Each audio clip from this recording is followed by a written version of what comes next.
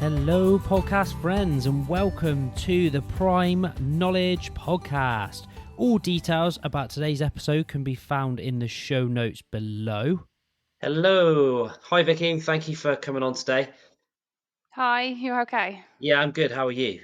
Yes, good, thank you. Awesome. So we'll get stuck straight into some questions and just see how it goes today. So can you tell us a little bit about your background, how you got started in business, and just share for the listeners today kind of a little bit about you? Okay, so I kind of fell into the architectural aluminium industry by fluke, really. I used to actually manage nightclubs many moons ago, and then left and went to work for a company that actually manufactured shop fronts and roller shutters. Never done it before in my life, hadn't got a clue what a roller shutter was. But while I was there with the company was called Weatherite Shop Fronts and Shutters.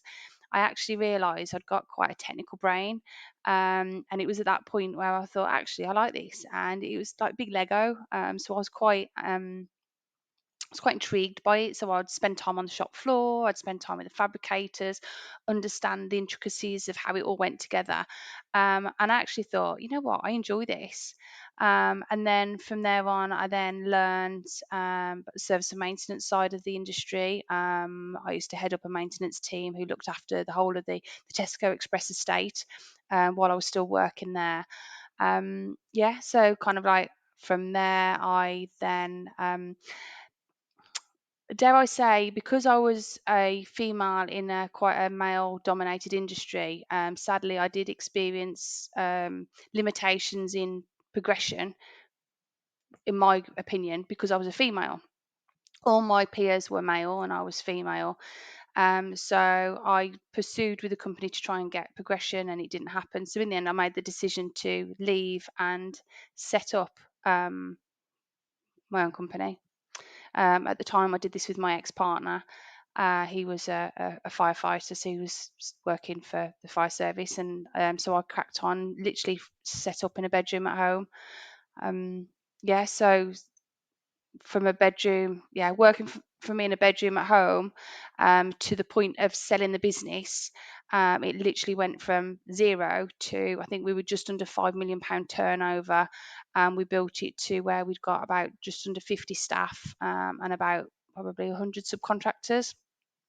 And that time scale, there was various things that went on, but it took about 16 years. 16 years to get there. So Yes. what was that journey like?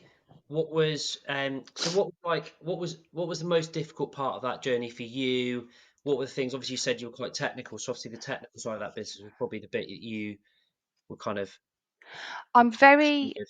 Yeah, I'm a bugger for detail. I like to know the intricacies of everything, which sometimes can be a good thing, and then sometimes it can be also a bad thing. I like to. We had to use CAD. We had different design platforms. We had different cost management systems that we would use, different databases. So I would make sure that I knew those inside out, back to front, and upside down. Um, I would say the difficulties for me were balancing home life. I had my first son. He was about 2 when we first set up the business, and then we then went on to have 2 more children. So maternity leave was not a thing. I my middle son was actually born on Christmas Day, which I joked to say that he could be born on Christmas Day because that was the only day I was having off. And lo and behold, he was born on Christmas Day. So he thanks me for that no end. But I kid you not, literally it was give birth, back to work, and they were actually in their little carrying thing under my desk, and I'd even have a playpen in the office, and it was just the office became the creche. It was a case of work, and there was no maternity leave. So for the children growing up, the business was the fourth child. Um, so it was for me the difficult part was balancing that work life balance, trying to grow a successful business, trying to be a mom, trying to be there for the kids, and so forth. So, I mean, business wise, I think again, something that I experienced, and I think it gives me a bit of a grit and steely determination, is because in the architectural aluminium industry, facade engineering, construction, building, again, it still is very female minority. So I was a little bit of a I was just a bit of an exception to the rule, really, growing the business. And if I'd go to um, dinners, I'd be the women would be the minority, and so forth. So I think I found the difficulty is kind of putting myself across as being the business owner, knowing what I'm talking about, and not being belittled. Um, so yeah, I'd probably say that was my biggest challenge within the business, but home life, it was kind of just trying to juggle all those balls. Yeah, it's I had a garden fencing supplies company pre the property stuff, which is kind of where we met. And um, in a similar sort of way, I worked with my dad in that business, and from day one we were business partners.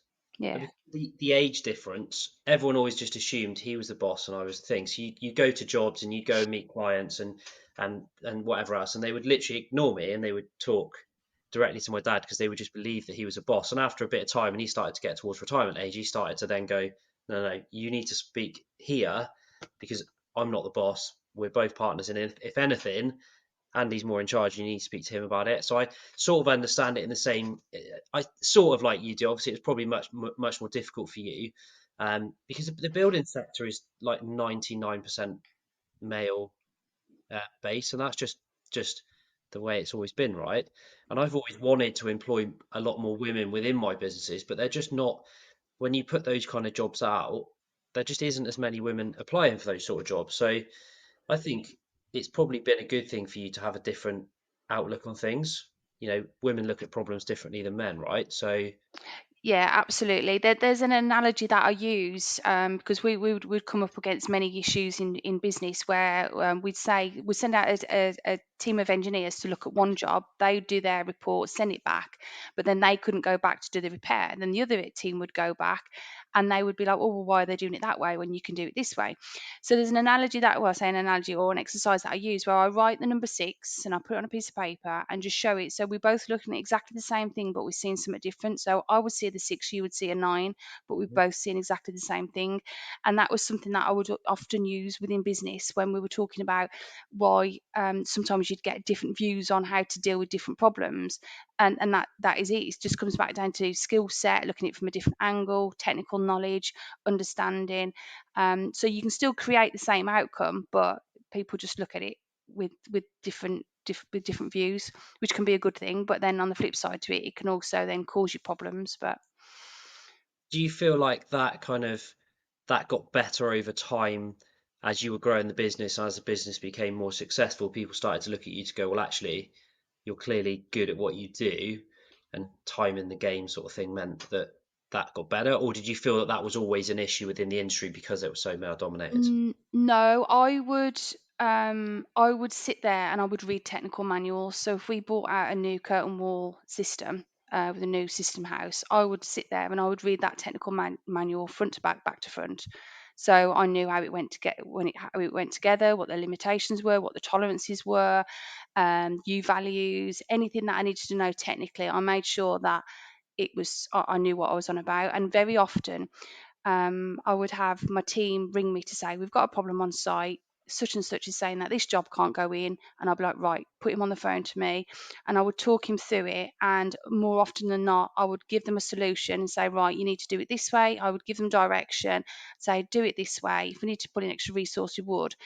But more often than not, I would be able to talk to them over the phone and advise them on how best to get the installation completed or find the solution.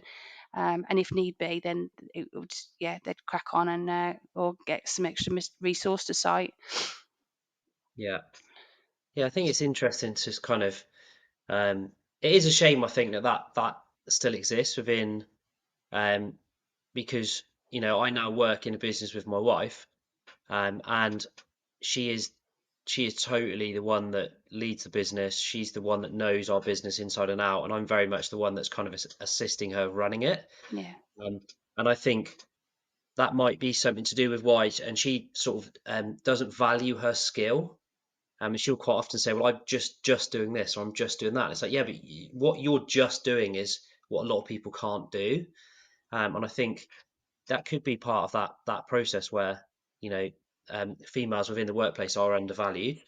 I do, and sadly, with my ex, that very much was the case. He was very much needed to be seen as being the alpha. I was just like, you're there, I'm the alpha, and sadly, I have that within the business, as obviously he was also co-director. Um, and like I say, you do end up believing that then, and just thinking, okay, so I'll just do this, and you just carry on. So sometimes it does affect your self-esteem and how you see yourself. I spent many years within the business, and I never really put myself out there. As you know now, with progressive on my property journey, and I'm taking time to invest in my personal development, learn and look back and reflect on the journey that I've had. And if what I know now, if I had the knowledge of what I've got now and had applied that to my business 10 years ago, I would have been a completely different person, and the business would have been a completely different model. But it's kind of say, I suppose, if you were to say to yourself, if you were going to give yourself some advice 10 years prior, you know what I mean? So it kind of, it's kind of, it's that reflection on what you've gone through, but then on the flip side to it, it makes you the person that you are today. Yeah. So Yeah, I think it's difficult, isn't it? Because as you learn new things, you feel like, oh, I've missed all of these things by not learning this sooner. But yes, also, the journey and where you're stood right now possibly wouldn't happened in the same way if you'd done something different in the past. It could have been. So it's really difficult to balance that thing, isn't it? And I can totally relate to you. I ran my previous business for 10 years, and there's lots of great things that happen, but there's lots of negatives in there, and I feel a lot of the negative stuff personally. And yeah, you sort of feel like, well, I really wish I'd done something different. And then, but then at the same time, I think, well, I probably wouldn't be sat here today yes, if I hadn't gone on that 10-year journey and then sold that business, because ultimately this is kind of what started this podcast and why I'm doing what I do now. So it's so difficult to go, well, if I'd done something different. So if you look back on that journey in business, what sort of things might you have changed or might you do differently if you were to start a similar business today? How would you, what would be the sort of a couple of key points that you might change? it is actually something that I'm looking at the moment. I am actually looking at a potential acquisition of an aluminium fabrication company. So I am kind of like on that journey at the moment where I'm reviewing how I would actually do things differently. And I think namely it would be how I would manage my team. Um, Before I was a shit manager. I was a leader. I would lead, and I'd be like, come on. And very collectively, it wasn't they had a problem, we have a problem, we will find the solution and we will work through it together. I was very much against finger pointing. I've worked in and around other companies since, and yeah, sometimes the dynamics can be quite toxic when you've got that change of skill set. So I definitely, obviously, I'd be a strong leader, but I would allow my team to crack on with things. Very often or not, I would, if I could see that there was something going to happen and potentially it was going to cost money, I'd step in, I'd jump in, I'd take over to stop losing that money. But then that doesn't help the person within the business because they're gonna learn. So I think I was very much, I suppose, a bit of a control freak at times. And I didn't necessarily give the right people the right accountability. So now I've had time to kind of reflect on that. I would definitely do things differently, and just kind of lead, guide, manage, put a strong management team in place, and just let them do what they need to do and just be kind of like there to guide and push forward, as opposed to actually being at the front and dragging everybody along by the scruffs of their necks, which I think probably I did a lot of the time.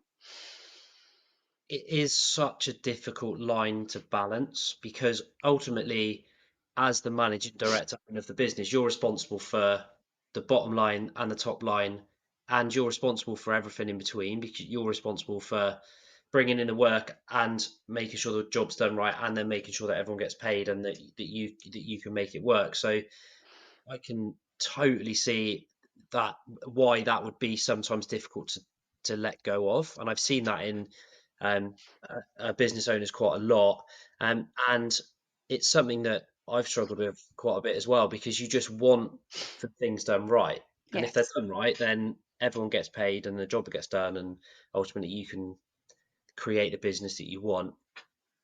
If you were looking back now, so you said that you struggled with the work-life balance with kids and stuff. Would you change that, or did you feel that was part of the journey, that the business really needed you to be kind of present and work through that period? Um, I think I gave myself a harder time over it than what the kids actually did, because I think as children, we're very accepting, aren't we? We just kind of accept things as the norm, really. They don't, to the to my kids, they didn't know any different. That was Mhm. their life. Got up in the morning, you know what I mean? I'd drop them off at school, and then, but then they probably wouldn't see me then till like 7 o'clock, 8 o'clock. Then it'd be put them to bed, back on the laptop, work until whatever time, and that was life.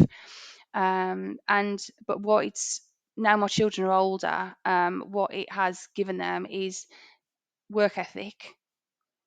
By no means are they kind of spoon fed. Um, so it's kind of instilled work ethic into them. It's made them understand kind of like what business is. Ironically, now my eldest is working with me in the business, in the property business. He's 21, and I'm trying to kind of like elevate him and kind of help him with the knowledge and experience to get where he needs to be.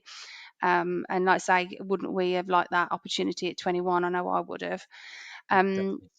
so it's kind of, yeah, I wouldn't change it, no, because I think it's put my it's given my kids a good view on what life is, and if you want the good things in life, or if you want to better yourself and that, then it's kind of giving them the confidence and the ability to say, you know what, I can do this. Because more often than not, and I see this now, my middle one has just completed his GCSEs, but we're very, in the society that we are today, we're very, what's the word I'm looking for? Institutionalized, really, with the school system. Go to college, go to university, get a job, you get into debt, buy your first house, you take out a big mortgage, you're in debt, da da da da da da da.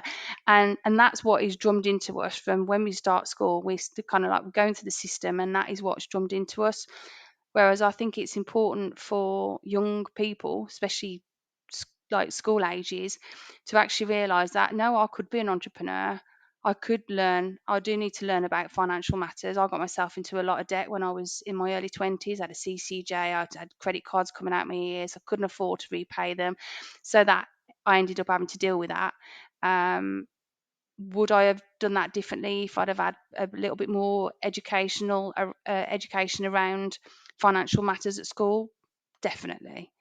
So I do think kind of what the journey that I've been on is giving my children a completely different outlook as to what their future could be, as opposed to just going through the school system and going to university or going to college, etc. So Yeah, yeah, and I think I totally agree with you. I don't think that I've got two young boys, 5 and 9, so a little bit younger than yours, but um, and both in school. But I just don't think that you get from school what you really need to be a business owner, to be an entrepreneur. And I don't think that's what they're set up to do. You know, the schooling system is hardly changed in kind of 50 years.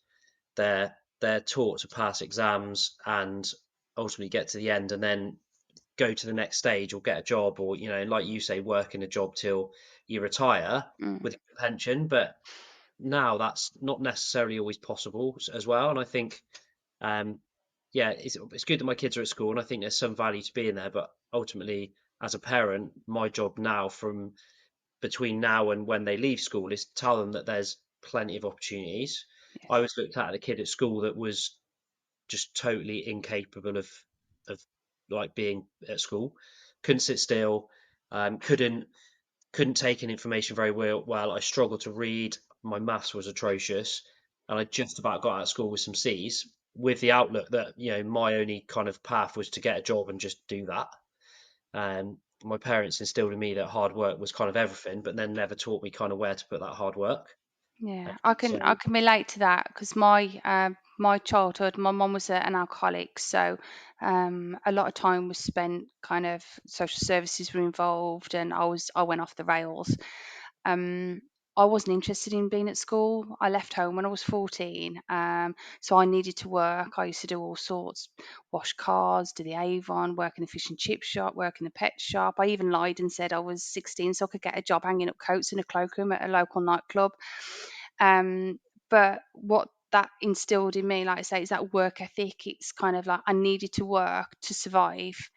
And as much as kind of like you look back and think, okay, life was tough, I wouldn't change it for the world because it's made me the person that I am today, wholeheartedly. And I even remember my head of year actually took me to one side when we were doing our GCSEs, and he just sat me down and he went, "There's no point you being here." He went, "You can go if you want."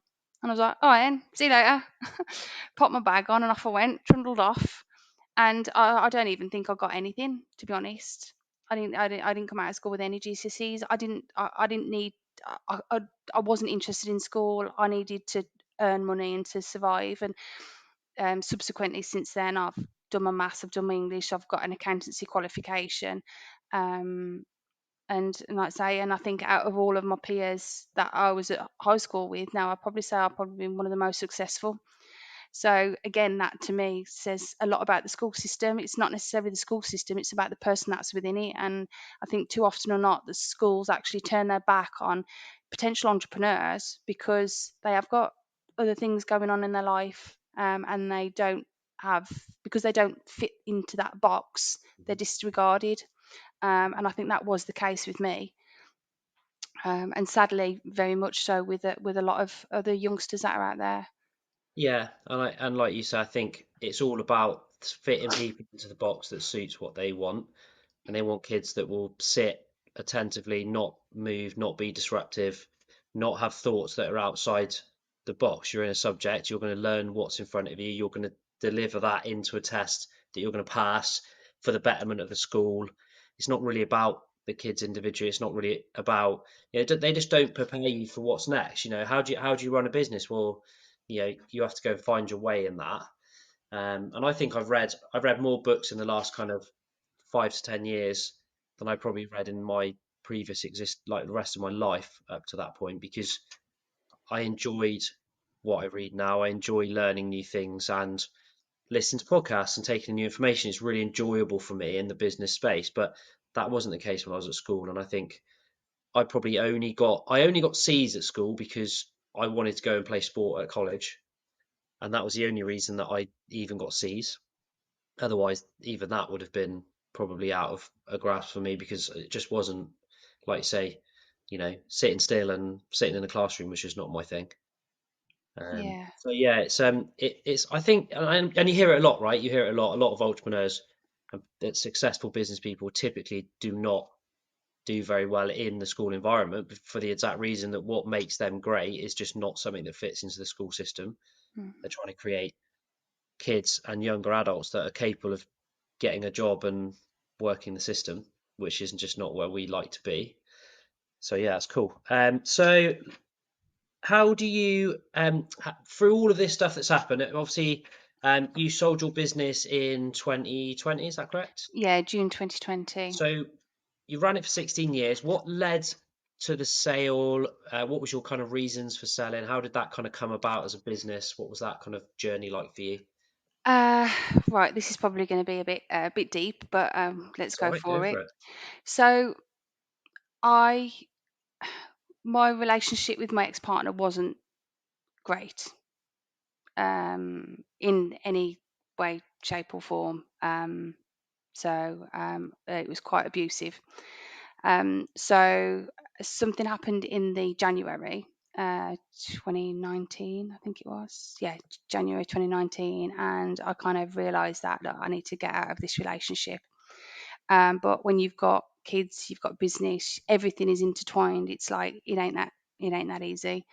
So sadly, I had to kind of just dig deep and hold on, I suppose. So in May 2019, I had a phone call out of the blue off the managing director of the company that bought my business. And I'd not spoken to him for many years. And I think my response to him actually was, "Have you pocket dialed me?" I didn't even say hi. I just went, "Have you pocket dialed me?" Because that was kind of like how we used to get on. And he went, "No, I haven't actually." He said, "I've been tasked with finding a Midlands acquisition. You fit the perfect you fit the perfect model. We fabricated, we had service and maintenance, we got a design team, we literally did everything all under one roof." He said, "We're looking for a central fabrication point that can service the Midlands. We haven't got a Midlands service branch. Are you interested in selling?" And I was just like, hell yes. Because I thought, if I sell the business, I can then deal with what I needed to do personally as well. So it was kind of, for me, it was finally that glimpse of light, that light at the end of the tunnel. It was always an exit strategy to sell the business. We had conversations with another large global company a few years prior, but their intention was to actually break up the business. People would have lost their jobs, they would have shut down that, and then just merged. That didn't sit with me. I didn't want people to lose their jobs. We'd got people that had worked with us for many years, and for me, the business was family. So I was like, so that didn't work. So we were having conversations, and me and my ex at the time sat down, and we agreed a figure and agreed what's what, and decided, yeah, time to sell. At the time, my ex didn't realise that. I think my focus was to conclude matters with the business and also conclude matters with our relationship as well. Until we kind of got towards the end of we were due to complete. This is where it's going to sound a little bit surreal, but this is what happened. So we were due to complete in November 2019. End of November 2019, we were due to complete the sale. Things got pretty bad with me and my ex. So on the 19th of November, I had to leave our family home, and just leave and just kind of end the relationship. So sadly, I had to pause the sale. So I had the conversation and said, "Look, I need to delay the sale. I've got personal things going on at the moment." And they were brilliant. They were really understanding. So kind of like the next few months went on, and obviously I had to sort out personal stuff. And then we had the conversation to agree that we were then going to get the sale completed by March 2020, which was COVID. So a week before, I'm sure it was a week before we were due to complete again, we ended up on a Teams call, and we had to postpone it again because of COVID. We didn't know what was going on in the world. How it wouldn't have looked great at the time. Obviously, one of the biggest pandemics that we've ever, well, hopefully we'll ever face. And then the company then goes and continues an acquisition. So we agreed that again it would be postponed and shelved for a little while. So anyways, things carried on, just dealing with things personally, still cracking on as best as possible. And then in the May, got a phone call. Vic, it's back on. We need to get the sale over the line. Right, we're going to go for the 30th of June 2020. I was like, yes, finally, let's get this over the line. And then lo and behold, I got struck down with COVID and ended up in pretty much nearly in critical care. I was really poorly in hospital. And I remember I was actually in my hospital bed sending a message to my accountant to get her to sort out power of attorney in the case I wouldn't be able to sign the SPA and complete the deal, because I just thought this deal needs to get over the line. I'd obviously separated from my ex. I needed to get things concluded just so we can just finally get that closure. So yeah, and I think the hospital finally let me out kind of, I think 2 days before I was due to sign the SPA. And I remember being sat in the lawyers at the end of the desk with my mask on, like everybody at the other end of the table, and then me kind of like coughing and spluttering and nearly half dead. But yeah, we finally got the sale over the line in June 2020. So third time lucky. COVID nearly took me out, and yeah, got there. But it was So the reason for the sale wasn't just about a kind of a financial gain. Obviously, that came as an added bonus, but for me, it was something that needed to happen personally. It was more of a personal achievement, more so than professional. And yeah, there's a lot to unpack in there. Thank you for sharing all that. And I think it's important to know for people that listen to podcasts, just understand that selling a business isn't necessarily, and I think what a lot of people think is it's all about the financial bit. And my experience wasn't quite um, the same as yours, but I dealt with depression pre-sale, and that had kind of brought that conversation on. It's like I don't want to keep doing this anymore. Yeah. Done this for 9 years or whatever, and I'm not well, and I don't feel happy to continue to do it, and that's what started that process towards us selling our business. And like you say, the financial bit's important because ultimately you need some kind of finances to go and do the next thing, whatever that might be, because ultimately there's going to be some restrictions in place to what you can kind of do. So what was the structure of your exit? What did it look like? Have you stayed on as part of the business still as a like transition? Yeah, so the end deal for me was I was taken on then as I think they created a role of service branch manager. So my role then was to create and build the Midland service branch, so incorporating and looking at all the systems and processes to get the engineers working effectively and servicing all the clients that Dormacaba had got at the time, and then integrating them with the first access clients. So that was my role. I did struggle with the changes. I think going from being an independent, quite a dynamic, diverse business, which you can as a director and managing your own company, to being a hamster on a wheel.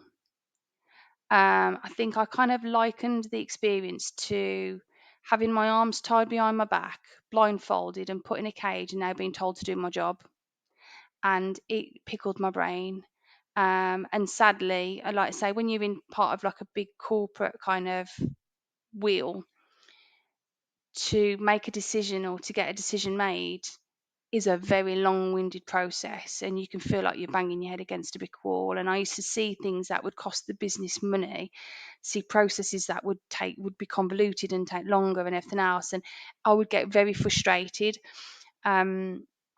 So in the end, it kind of like, yeah, I really did struggle. My experience kind of during that period, it was good, and I met some wonderful people, and I did learn a lot about kind of like corporate life because I've never been in that environment. But at the same time, it also kind of taught me a lot about myself. So I stayed on with them until April last year, and then we both agreed mutually that kind of like I'll just move on now. They needed to make some structural changes within the company globally, and I wasn't necessarily enjoying my journey, so yeah, we parted way. Yeah, amazing. I think so. I didn't stay on at all in the business that I sold. So I stepped away on um, day zero and just walked away. Um, and I struggled with the like what was next bit.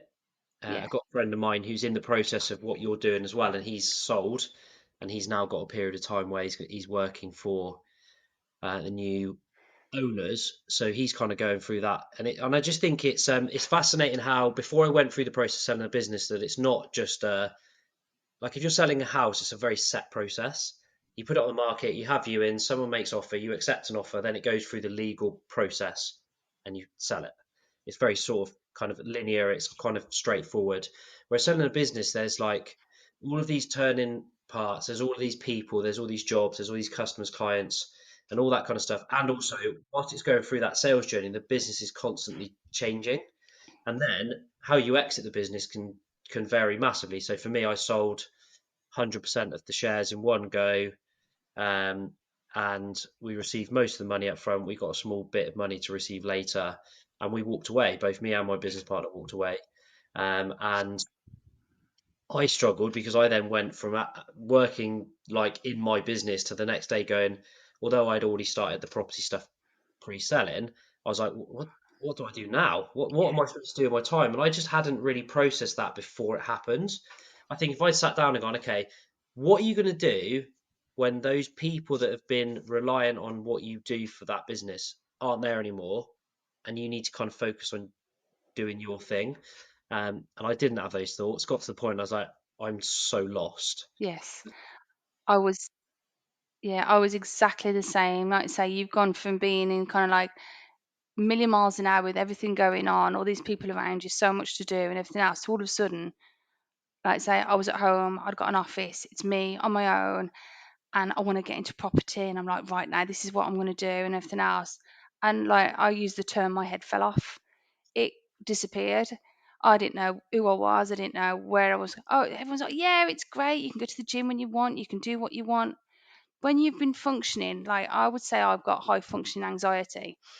So when you've been functioning at such a high level for so long, and you're constantly thinking about 20,000 things at the same time, and your brain's like, da, da, da, da, da, da, da, da, da, da, you get used to functioning at that. And then what I found was then all of a sudden, I've got one thing to think about, and I can't think, I can't focus, my clarity's gone, I've got brain fog, I'm depressed, I'm anxious. And yeah, that was it, it was difficult. I can only say it's only now, like say over 12 months, that I'm starting to feel like I'm getting my wings back again. I would say it's taken me a good 12 months to kind of give my head a wobble, surround myself with the right people. Obviously, on my property journey, and then I also do. I've joined another business mastermind down in Essex, and by putting myself back around those kind of people, and like-minded people too, I'm getting back there. But yeah, I get it completely, and it's refreshing to actually talk to somebody who has felt the same, because I can honestly say I've not spoke to anyone who's been through that and felt the same, because you do it's lonely, and you think, is there something wrong with me? You know what I mean? I should be enjoying this now. I've sold my business. I've got a bit of money in the bank. I've got time on my hands. I should be loving life. And it felt completely the opposite. Yeah, yeah, totally. I just felt I love the my head fell off bit of that. I thought that was such a funny way of kind of describing it, but it is so true, because your business, and I was adamant that I built a business that it was running quite nicely without me. So I set it up in a really nice way to sell it. And what it meant is the new buyer could come in and do what I did like quite easily. Um, but what I hadn't equated for was like my emotional attachment to the business, to the people, to what we were doing, like my role within that business and how I operated on a day-to-day basis. And then, like you say, you get out of that and your head falls off, and you've got like nothing to do. And I had endless amounts of things that I could do with my property business, but exactly the same as you, it was just me in an office and a computer. And I'd been used to being in a building with nowhere near as many staff as you, but we had 10 or 15 towards the end when we sold. And it was like all of those people I would see on most days I was at work. So you were used to interacting with those guys, making sure all of the bits and pieces was going right. And you'd have meetings with lots of different people. And then suddenly the next day it's just you and your thoughts and your head and your need to do the work. And it's just like, this is weird. Yeah. And I just hadn't expected it. And I think so last year, so I sold in March of 2023. And as I went through that process, I didn't enjoy the physical selling process either. I had a really, really difficult time. I've Yeah. had The a due difficult, diligence is tough. It yeah, is. Yeah. I struggled with that massively. Um, often I would get up. I would often get up into the office, and I'd be there for like 5 o'clock in the morning. I'd do the due diligence before kind of business kicked off at like 8, 9 o'clock. And it's stressful. yeah, I it's, remember it's talking to somebody else I know, who also then sold his company to the same company that bought mine, and we discussed the due diligence process. And even he said, he was like, honestly, it was brutal, absolutely brutal. So yeah, so you kind of, like I say, and you've run your business for all these years, you've done what you think's best, and all of a sudden it's kind of like, and I get it, because they've got to make sure that there's no skeletons in the closet, and nothing's going to jump out and everything else. If they're paying obviously this money to buy this, they've got to make sure. But Yeah. you take it personally as well when you're being questioned. Well, Yeah. why did you do that? Where's this? Da da da. This, that. And you take it personally. You think, I'm not going to swear, but yeah, please just go away. Yeah. Um, It's just endless. It's just endless and endless amounts of stuff they've got to go through. And, you know, I would say we were like a, small to medium SME. We weren't a massive company, couple of premises, few vehicles, 15 members of staff, I think, at the point we went into the sale process. So it wasn't huge amounts of us. It wasn't a massive company, but even then, it's, like you say, they want to see everything. And I think the more, the more kind of, as a business, the better set up you are for this process pre going through it, the better it is. How good are your accounts? How up to date is your paper system? How good is your filing system? Do you have all of this information? So, straight away we had to find endless amounts of document because we were terrible. I had bits of stuff everywhere, and nothing was organized. So trying to just find um, all the leases and all that sort of stuff was a really long-winded process because I just didn't know where stuff was. yeah, An archive box is full of just crap nothing was in order, nothing was where it should have been. So trying to find stuff, and that just adds to the thing. And also doing all of this whilst not telling anyone, yeah, not being able to tell any members of staff because I didn't want it to stress them as much as it was stressing me. yeah. Um, so yeah, it's a weird process. So last year, with a couple of friends, we created PrimeKnowledge, and we're now helping people through that process. So teaching people what to expect when you sell your business. From what to expect as part of the due diligence and part of the preparation phase, and then implementation, kind of what it looks like, how it can be structured, and then like what's next, what do you do afterwards, have you got a plan, are you staying on, and how does that look? Because like you explained, staying on can be very different. Yes. And I still know people that work in my previous business over a year later, and quite a few of them are still there, but really struggling with the way it's being run. So it's really hard when you've built it to know that they're kind of taken what you built and changed it in such a way that's, you know, not in my eyes, not as good as it could be. Um, so yeah, it's a funny process. And again, like you said, it's been good to speak to you about this, and that's why when Jenny reached out and said I should speak to you, it was something that I really wanted to get you on the podcast because you've obviously been through that and quite recently as well. So it's been good to see your story through that. So obviously you've now got a property business. Potential acquisitions back into the same sectors you do. So what other things do you work on? What are the kind of businesses you're doing now post? Yeah, so within my property business, so I've got some units, some service accommodation units. I bought a few myself. I've got one in Fuerteventura, and then two buy to SAs in the Midlands, and then actually this week, believe it or not, I've got 3 rent to SAs coming off and a sale completion. So it's like buses.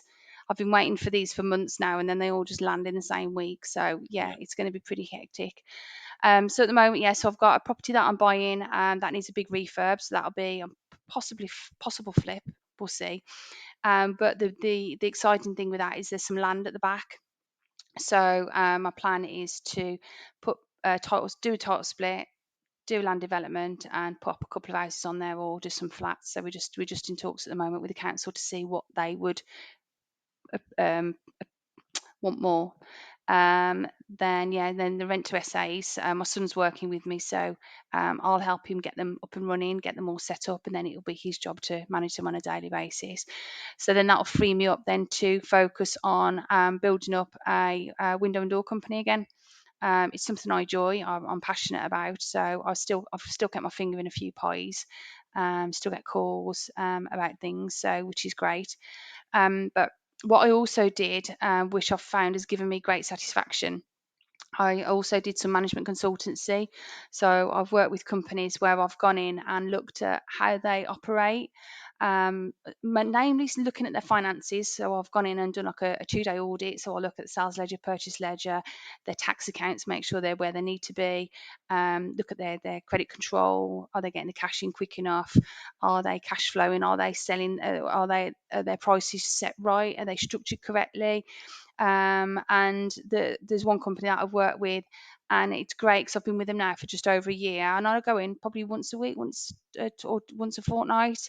Um, and it's great because I can see what changes I'm making. The management team are a lot better. They've got clear focus on clarity.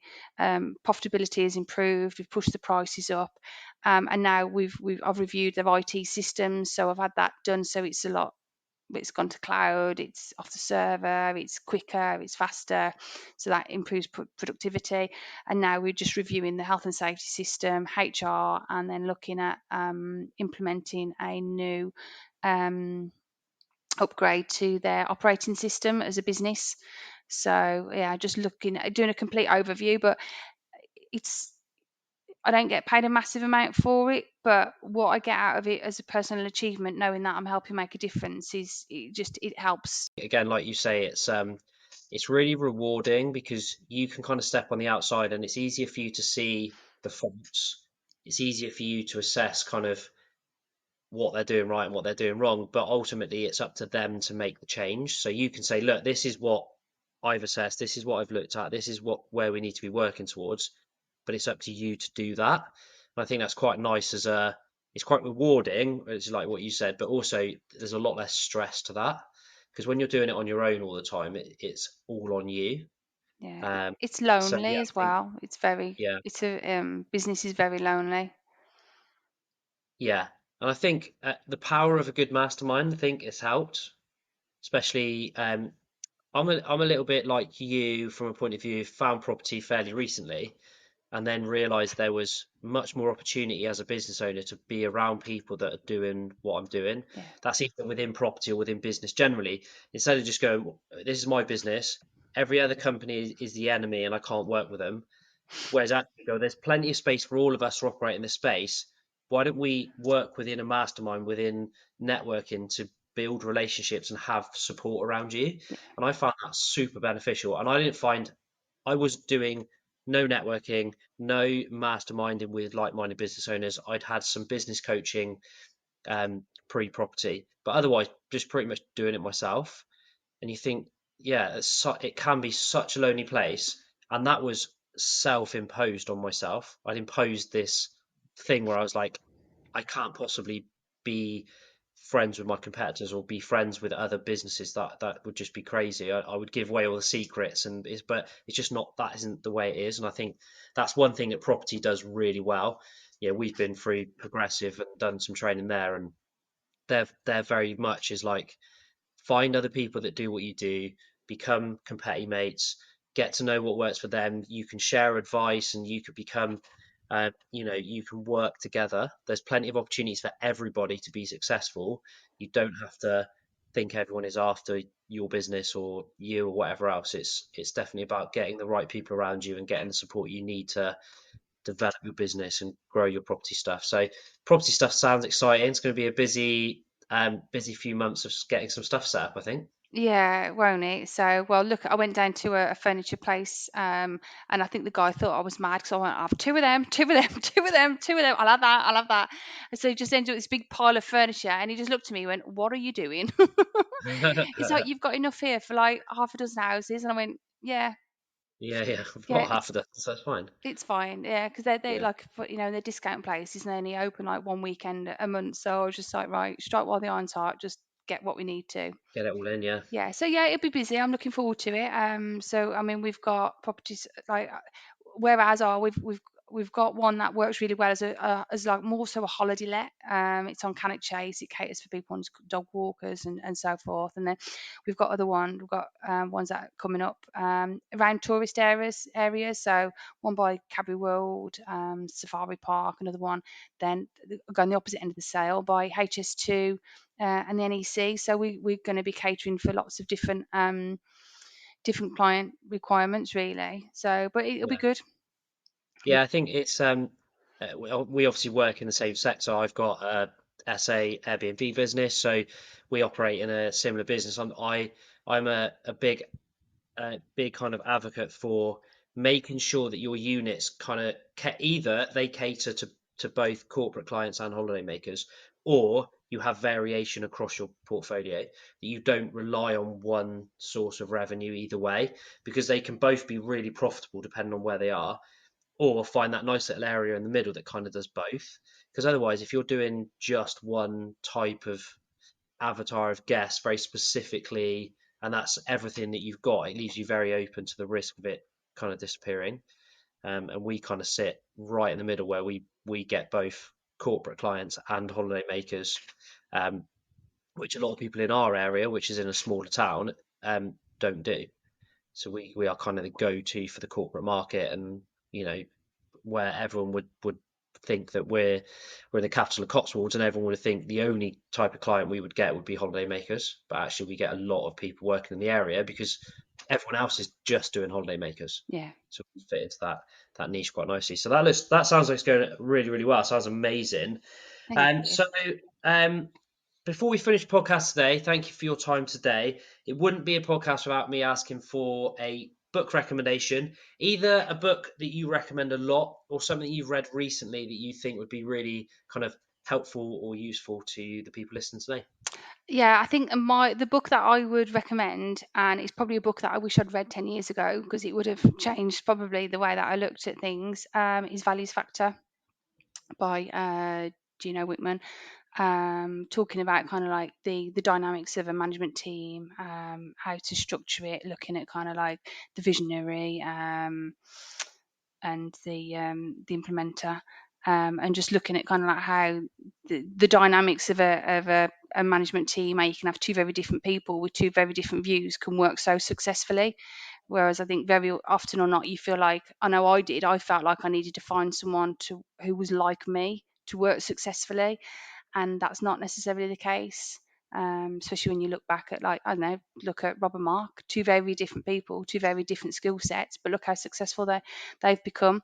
So that kind of like honed in that for me. And I think if I'd have had that realization many years ago, I probably would have looked at things differently. So as a business owner, and looking at kind of like your management team, your leadership team, etc., I definitely recommend that would be my book for recommendation Yes, anyway. Gino Wickman's done a few books that have been recommended to me. So that one was Rocket Fuel, wasn't it? That Oh, one you said? sorry, I said Values Yeah, Factors. Yeah, Rocket Fuel. yeah. Apologies. Yeah, I've That's said the fine. wrong I knew which book. book you meant because I've read it as well. And as soon as you started talking about it, I was like, No, yeah, that's not what she yeah, that's said. fine. Yeah, it is. Sorry, Rocket Fuel. I don't No, know why that's I said fine. yeah. It's a great book, and I like totally agree with you. It's like Yeah, the Values next Factors. John DeMartini. Completely different another author. really good book though. Yeah, that's a good one as But well. that's more about kind of Yeah. your values and how that works into business, which is great. Yes. But yeah, Gino Wickman's got a few books that are really good for business owners. So yeah, if you haven't read any of his books, check them out. They're great. Like you say, it's that Rocket Fuel very much focused on kind of the dynamics of partnerships within businesses and how you. And I think again, as I go into business going forward, is thinking about, do I need a business partner because I think I need a business partner, or do I need a business partner to fill a void that I have within myself, or could you employ somebody to do that? And I think a lot of people go, well, I can't run this business on my own, so I'll get a business partner, and then they pick a business partner that's the same as them because they don't know any different. Whereas actually what you end up doing then is you're getting two people that clash because they want to do the one thing, and then nobody's covering the other thing. So somebody needs to be the one that's watching the numbers, and the other person needs to be important for the marketing and the sales and whatever else. And if you don't fill all of the boxes of running a business, ultimately you either do it as a business owner or as business partners, or you bring people in to do that for you. Yeah, but Gino Whitman explains it in a much better way than I have in his book. So yeah, read that. That's a good recommendation. Yeah, it is. Is there anything that you're working on at the moment that you want to discuss on the podcast, or anything that we haven't covered today that you'd like to talk about today? I would say not at the moment. Like I say, I've still got quite a bit going on in the background. So it'd been great to announce some news, but it's still kind of like very, very early days. But ideally, yeah, I want to get my wings back and get back out there and be a leading company in what I know I can do well at. Amazing. Sounds good. So what we'll do then is I will share in the show notes of this episode Vikki's details, so that if anyone wants to find you after the episode, they can. Vikki, Thank thank you. you so much for coming on. It's been a great interview. It's been amazing to share your kind of journey through selling the business, and kind of being able to relate to a lot of what you're saying. So that's been amazing. So thank you very much for your time. I appreciate you taking time out of your day to talk with us. No worries, and thank you for having me on and letting let me like tell my story. So thank you. That's amazing. Yeah, thank you. Thank you for listening to today's episode. Please follow on Apple and Spotify. All details of today's episode can be found in the show notes below. For more info and content, check out our Facebook page. Thank you and goodbye.